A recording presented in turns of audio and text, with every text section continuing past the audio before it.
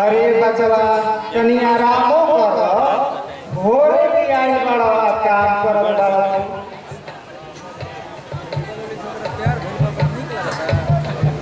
ढेर दिन बाद हमर मन कइले हती हमहु अपन खेतवा घूम ले दुबे जी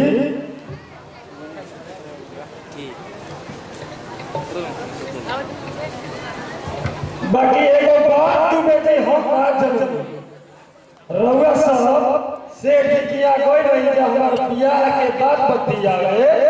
तो का होए एक तो बच गया। अरे ये पहले वाला जमाना नहीं थे रह गई बिरजू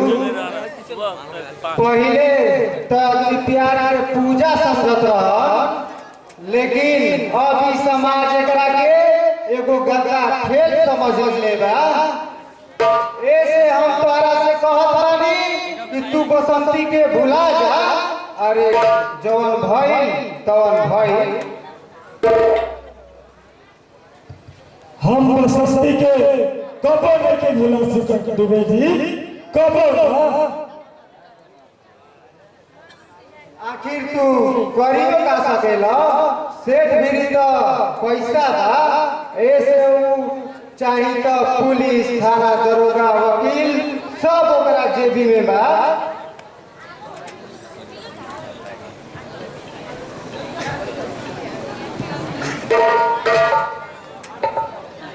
अरे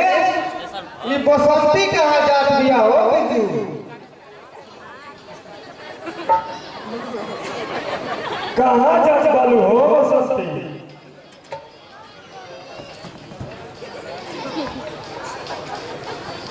इकड़हू जा तोरा से मतलब हम तोरा से नहीं कुछ देख बिरजू यार प्यार वाला मामला हमरा ठीक ना लागेला ऐसे जो तू अपन काम कर चल आवा बसंती हम के चले के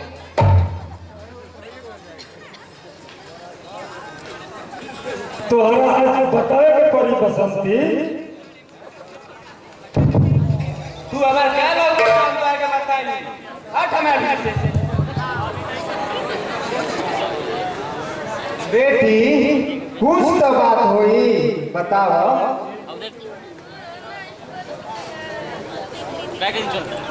इनका के जाए दी दुबे जी लेकिन जाए से पहले सुन लो बसंती आई गुदारी से हमरा के काट दो ताकि तारा सारा दूर हो जाए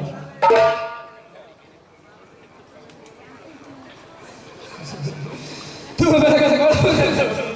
मरल नहीं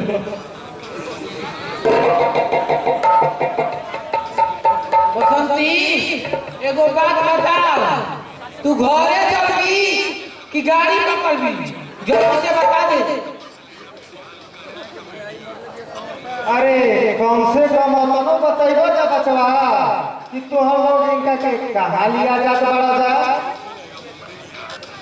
इनका न लखनऊ मेडिकल में एडमिशन भइल बा यही जगह के स्टेशन पे गाड़ी लगा के जात बानी जा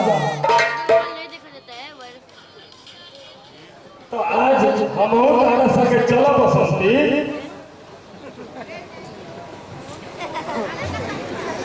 अरे ससुरा पैकेट में पैसे नहीं थे चल जाके बाजार में भई छोड़े तोरा भी बोलता ना पैसा बा कि तेरा में जाके तेरा खा सकेले हमरा भी बसंती के प्यार में भक्सी सारा रात हिता पैसा के बात होगा तब प्यार के बात बताओ बड़े अरे अपन दिल पर पत्थर रख के ना जिया जला बसंती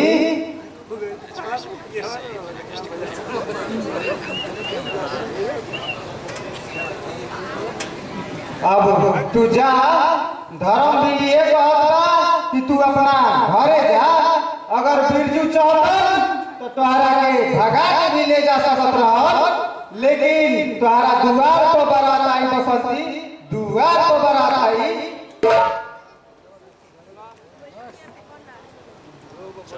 चला झपसी घरे चले के। तुम्हारा के तो घरे ले आ जाई, बाकी रेगो बात कान खोल सुन ले। उ ना कबो आई आ ना कबो आई कि फिर जुआ अपन परा दे जा ले ले आई।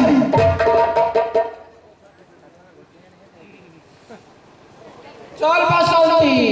अब ते ना जाइए पढ़े, चल तू घरे चल।